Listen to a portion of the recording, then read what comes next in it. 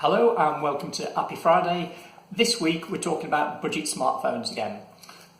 This time we're not going for how cheap can you get a decent smartphone for, and we looked at an Honor that was £99 previously for this. We're looking at a real alternative, sort of high quality, fast processor, lots of memory and lots of space.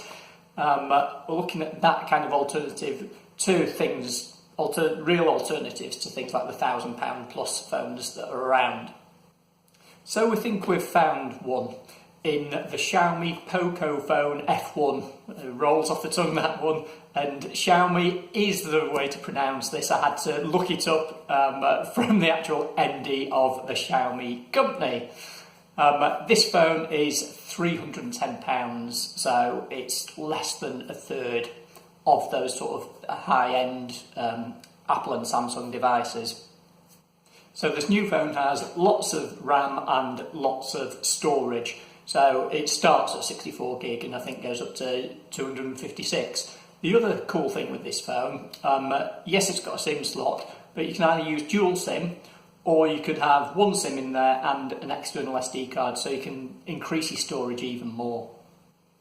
Screen-wise, then again, very much of the sort of moment of design. So it has the notch at the top, which you'll either be a fan of or not. It has quite a big notch, does this one. It's got a 6.8 inch screen, so big old screen, and it's a LCD at really high resolution, something like 2,500 pixels, 1,500 pixels around that anyway. Something that this phone does have that is very rare, I'm not sure whether it's the first in a phone, a bit like gaming laptops, when they have a really high spec processor, this has the sort of latest Snapdragon processor, which is really good.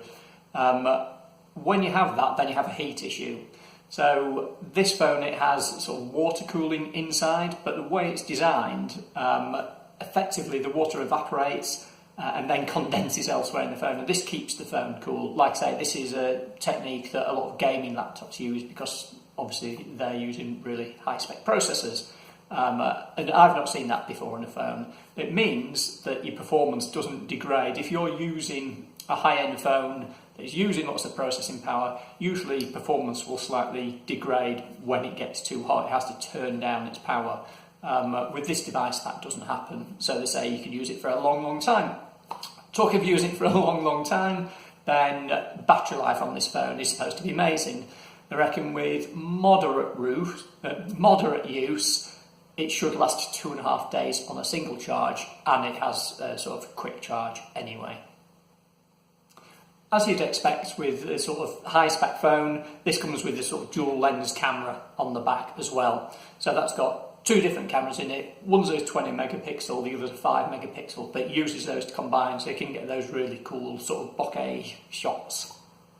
And even the camera on the front of this phone is really good, the one that you use for taking selfies and for doing video chat. So that's got a 20 megapixel camera built in. So that's it for Appy Friday this week. Hope you found that useful. So you don't have to spend £1,000, you can spend £310 and get a similar or slightly better spec phone if you're not tied to a particular device or manufacturer. Thanks for watching and catch you next week on Appy Friday.